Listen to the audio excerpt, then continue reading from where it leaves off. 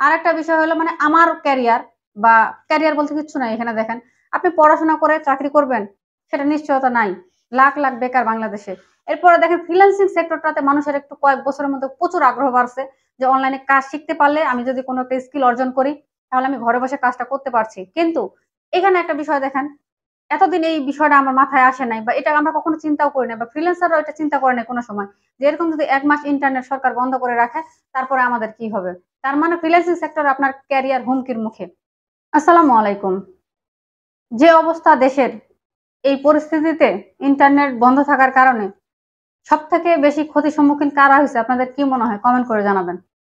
আমার তো মনে হচ্ছে ফ্রিল্যান্সিং সেক্টর, তারপরে অনলাইন উদ্যোক্তা, মানে যারা অনলাইনের মাধ্যমে প্রোডাক্ট সেল করে বিশেষ করে ফেসবুকে।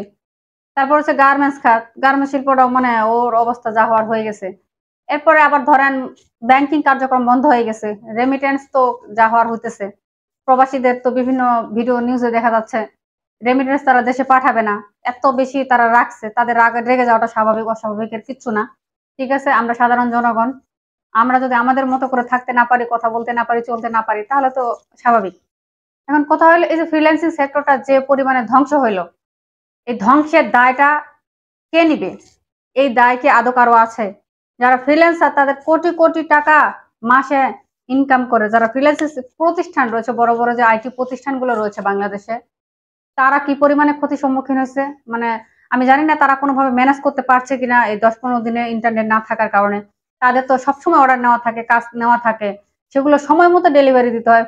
ফাইবার, আপওয়ার্ক, ফ্রিল্যান্সার.কম থেকে শুরু করে ইন্টারন্যাশনাল লেভেলের যে সমস্ত মার্কেট প্লেস গুলো আছে সবগুলাতে সময় মতো ডেলিভারি করতে না পারলে কি হইতে পারে সেটা মাত্র একজন ফ্রিল্যান্সারই বুঝবে। একজন ফ্রিল্যান্সারের যে প্রতিষ্ঠাটা বা যার একটা প্রতিষ্ঠান রয়েছে ইন্টারন্যাশনাল মার্কেটে যারা কাজ করে শুধুমাত্র তারাই বুঝতে পারবে।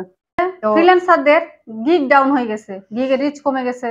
এখন অনেক ফ্রিল্যান্সার রয়েছে যাদের অর্ডার নেওয়া ছিল, হয়তো ইন্টারনেট যখন ছিল তখন অর্ডার নেওয়া ছিল, এর মধ্যে তাদের ডেলিভারি দেওয়ার কথা ছিল। এই ডেলিভারি সময় মতো না পাওয়ার কারণে ভাইয়াররা কি করছে, তাকে ব্যাড রিভিউ দিচ্ছে তার আইডিতে। মানে অনেক ধরনের সমস্যা ফ্রিল্যান্সাররা পড়ছে, তারা এখন কি করবে? এই যে এই সমস্যাটা হইলো মানে তার এই গিগ যে ডাউন হয়ে গেল বা একটা ব্যাড রিভিউর জন্য কি হইতে পারে, কি ঘটতে পারে, এই মুহূর্তে শুধুমাত্র ফ্রিল্যান্সাররা টের পাচ্ছে বা তারাই অনুভব করতে পারছে যে মানে কষ্টটা কোথায়। এইটার দায় কে নিবে? এটার দায় কার? আমরা এমন এক দেশে বাস করি যেখানে আমাদের আমাদের ক্যারিয়ার, আমাদের ভবিষ্যৎ বলতে কিচ্ছু নাই। আমরা পড়াশোনা করব, পড়াশোনা করে আমরা চাকরি করতে পারব না। কিন্তু পড়াশোনা আমাদের করতে হবে। ৩০ বছর পড়াশোনা করব, তারপর চাকরি নাই, নাই, নাই হা হুতাশ করে তারপরে কপাল চাপড়াবো। যার জন্য কিন্তু আমাদের ভাই বোনেরা আন্দোলন করতেছে তারা তাদের ন্যায্য দাবি আদায় করার জন্য। সেখানেও দেখেন কতগুলো প্রাণ ঝরে গেল। এই দায় কার? যারা করতেছে এগুলা, ঠিক আছে? এগুলা ঠিক করতেছেন না। ঠিক আছে? ছাত্রদের সাথে জনগণের সাথে এগুলা ঠিক করতেছেন না। আরেকটা বিষয় হলো মানে আমার ক্যারিয়ার বা ক্যারিয়ার বলতে কিচ্ছু নাই এখানে দেখেন। আপনি পড়াশোনা করে চাকরি করবেন সেটা নিশ্চয়তা নাই। লাখ, লাখ বেকার বাংলাদেশে। এরপরে দেখেন ফ্রিল্যান্সিং সেক্টরটাতে মানুষের একটু কয়েক বছরের মধ্যে প্রচুর আগ্রহ বাড়ছে যে অনলাইনে কাজ শিখতে পারলে আমি যদি কোনো একটা স্কিল অর্জন করি তাহলে আমি ঘরে বসে কাজটা করতে পারছি। কিন্তু এখানে একটা বিষয় দেখেন, এতদিন এই বিষয়টা আমার মাথায় আসে নাই বা এটা আমরা কখনো চিন্তাও করি নাই বা ফ্রিল্যান্সাররাও এটা চিন্তা করে নাই কোনো সময় যে এরকম যদি ১ মাস ইন্টারনেট সরকার বন্ধ করে রাখে তারপরে আমাদের কি হবে? তার মানে ফ্রিল্যান্সিং সেক্টরে আপনার ক্যারিয়ার হুমকির মুখে। মানে আমি ফ্রিল্যান্সিং শিখতে যাব, ফ্রিল্যান্সিং করে ক্যারিয়ার যে করব সেটা নিশ্চয়তাও বাংলাদেশে নাই। আমি করবটা কি? আমি কি করব? কি করে খাবো? প্রাইভেট কোম্পানিগুলা দেখেন, প্রাইভেট কোম্পানিগুলা আছে কিছু, যে হারে কোম্পানি আছে, যে হারে ফ্যাক্টরি আছে তার থেকে কয়েক গুণ বেশি মানুষ আছে। তাহলে কি করে খাবো আমরা? আমাদের হবেটা কি? কি হবে? কর্মসংস্থান বৃদ্ধি করার জন্য কি করা দরকার? নতুন, নতুন খালি প্ল্যান পরিকল্পনা করলে তো হবে না। দ্রুত বাস্তবায়ন করতে হবে। এই যে এত, এত বেকার, তাদের কাজের যোগান তো করতে হবে, কাজের ব্যবস্থা তো করতে হবে। ঠিক আছে? পড়াশোনা করে প্রতি বছর হাজার, হাজার লাখ, লাখ পড়াশোনা করে বের হবো।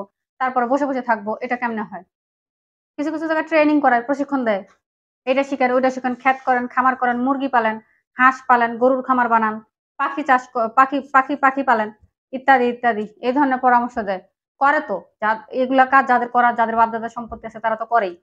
ঠিক আছে? সে যত বড় যাই হয়ে থাক তাদের থাকলে তারা করে, চাষই করে। যাদের জমি জমা আছে তাদেরকে চাষ করার জন্য বলা লাগে না। যত বড় পদে অফিসার হোক, যাই করুক, সে নিজে না পারলেও তো কাউকে না কাউকে দিয়ে করায়। তার জমি কিন্তু পড়ে থাকে না। তাহলে যার নাই সে কি করে খাবে? কামলা হবে। পড়াশোনা করে কামলা হব। অতএব আমাদের না পড়াশোনা করে চাকরির নিশ্চয়তা আছে। ফ্রিল্যান্সিং ক্যারিয়ারটা তো এবছরে মানে অনেক বড় একটা আইডিয়া পাইলাম। তো ফ্রিল্যান্সিং এর ক্যারিয়ার যদি ভবিষ্যতে এরকম কোনো একটা সমস্যা হয় বা হবে কিনা আদৌ আমি কিন্তু নিশ্চিত না, বা আমি শিওর না যে আমার সঠিক কর্মসংস্থান বাংলাদেশে আছে কিনা। মানে আমি তো অনিশ্চয়তায় ভুগতেছি, আমি না, পুরা বাংলাদেশের স্টুডেন্ট, বেকার যে যুবক যুবতীরা রয়েছে তারা কিন্তু অনিশ্চয়তায় ভুগতেছে। কোনো কিছু নিশ্চয়তা নাই আমাদের এখানে, আমরা কি করব? বিশ্ব যখন তথ্য আর প্রযুক্তিতে এইখানে পৌঁছায় গেছে, সেখানে আমরা আমাদের কিছু হইলে আমরা সার্ভার ডাউন করে দিই, ইন্টারনেট বন্ধ করে দিই। আমরা আগাবো কিভাবে? হ্যাঁ, আমাদের আর ওইখানে পৌঁছানো লাগবে না, আমরা দিনে দিনে আরো অনগ্রসর হইতেছি, আগাইতে পারতেছি না। তা আমাদের হবে কি? আমাদের যা হওয়ার হবে। এখনো সময় আছে, এখনো সময় আছে, এখনো সময় আছে।